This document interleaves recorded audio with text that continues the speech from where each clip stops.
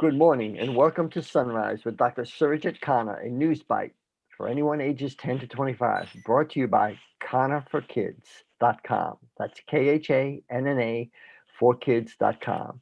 It's a good news message and a short snippet of today's news just for today's young people.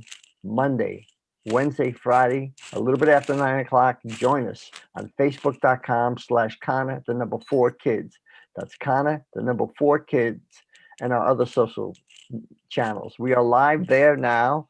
Please like and share us. Dr. Khanna is an attorney, a child safety advocate, a servant of the underserved, and a champion of the nonprofit Voice of the Kids.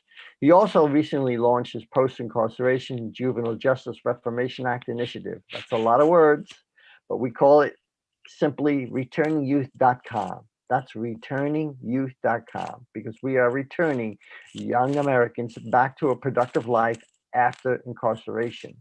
So this initiative provides post-incarcerated young adults with housing, training, along with the required medical and psychological assistance they need to get a job, to build their careers, and greatly improve their lives. Joining us today, and it may be for the last time for a while, is our intern and co-host Nicole McIsaac, and we're very sad to see her go. We have tears in our eyes, even though I don't see tears in her eyes. But Dr. Connor and I have tears in our eyes. We're going to be missing her. And with that as our introduction, thank you, Nicole. I'm going to turn it over to Dr. Connor because we're going to talk today about the big news about the inauguration of President Biden and Vice President Harris. Thank you. Thank you. Good morning, Gary. Good morning, Nicole. And good morning, young adults, those who are listening today. Today is a very ceremonial day, the inauguration of the President of the United States. This is the 46th President inauguration. Actually, it starts at noon, and Joe Biden will take the oath of the office and becomes the 46th president, along with Kamala Harris, who will take the oath as the vice president. And you know what? She makes the history as the first woman and the first Black and Asian American one to do so. So it is a historic event today. Well, what is the inauguration day? What really happens besides the ceremonial thing? Well, in this day, it is a legal procedure that the oath of office, which is required by the president in order to serve.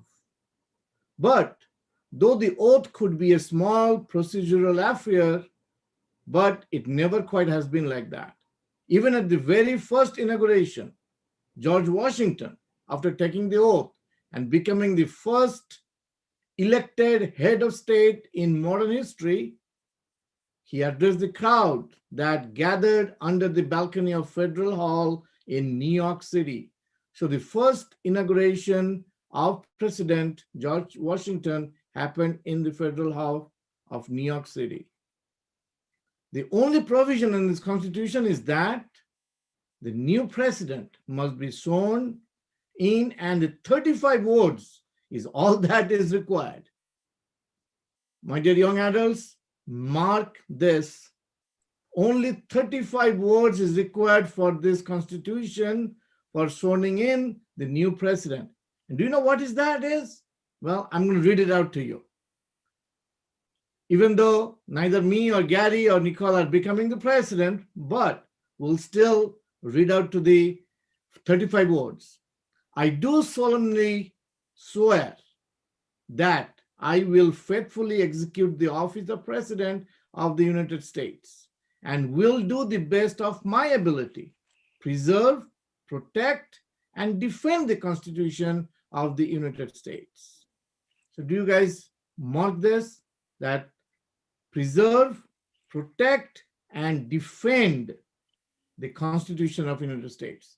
So every president or every citizen of the United States should follow these 3 words: preserve, protect, and defend the Constitution.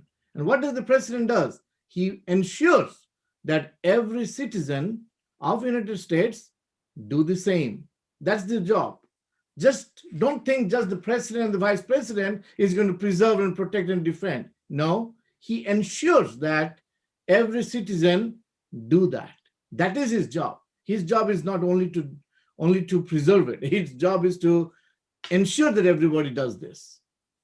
And one other funny part happens in this day is the ceremonial things happens, that the priest and all those things, all the mantras, all these things are get sang so that a good luck or good vibes starts from this day for the citizens of United States.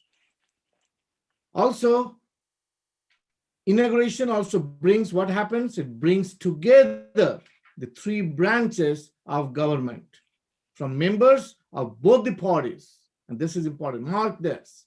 This inauguration is not about any political party. This inauguration about bringing the three branches together and work as a united. Also, one other thing, fact happens, which I thought of sharing this before I give it to Gary, who can highlight a little bit more stuff on this inauguration. Actually, I found out that if this January 20th, and that's the time, that's the date, January 20th. Actually, this January 20th date was started in 1937 by Roosevelt, that he was the first president to be inaugurated on this particular day. I don't know why January 20th was picked, but that was the day when it was picked, okay, in 1937. And it also says that if January 20th falls on a Sunday, the inauguration is held on the following day. But the oath is administered twice. Isn't that funny? Yeah. Privately on the Sunday, if it falls on Sunday, so they will have a private ceremony. And when actual transfer of power takes place, but publicly, again, they do it on Monday for ceremonial reasons. Again, I would like to congratulate our new President Biden and the Vice President on this particular day.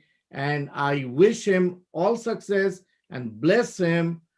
And on behalf of the citizens of the United States, that he do the things which is needed by the Constitution. That is, preserve, protect, and defend the Constitution of the United States. I really would like him all the success, especially for the young adults and also especially for the underserved young adults, those who are coming out of jail, so that they can have a good hope. And today also, due to COVID-19, the inauguration will be scaled down, but everything is virtual. So please do watch and please do give your good wishes. It's not about the party, it's about the individual taking the lead to ensure that our country remains united. And that's important. Thank you very much, Gary. Thank you, Dr. Khanna. I just wanted to—I forgot to point out, I'm dressed to the nines here, so to speak. So you can see I'm ready for this inauguration. There's my official presidential tie awarded to me. I have an interesting point. I want to get Nicole's point of view in a second, but here's a cute, interesting topic that. The inauguration used to always take place on the east side of the Capitol, but President Ronald Reagan was the first to move it from the east side to the west because he wanted to look out towards California, where he was from. I didn't know you could see California from Washington, D.C., but I guess President Ronald Reagan could. Anyway, he says, you could get a far bigger crowd over there anyway, because it's with the National Mall closed, the in-person audience wouldn't be an issue. So that was pretty interesting, that why he did that, get a bigger crowd. Nicole, thank you for holding on here. We appreciate your viewpoint. As a young American, today's a interesting day, a momentous day. What are your thoughts? Yeah, thanks, Gary. And I think that's a very funny point that you brought up before. I never even knew that. So that's very interesting to learn about.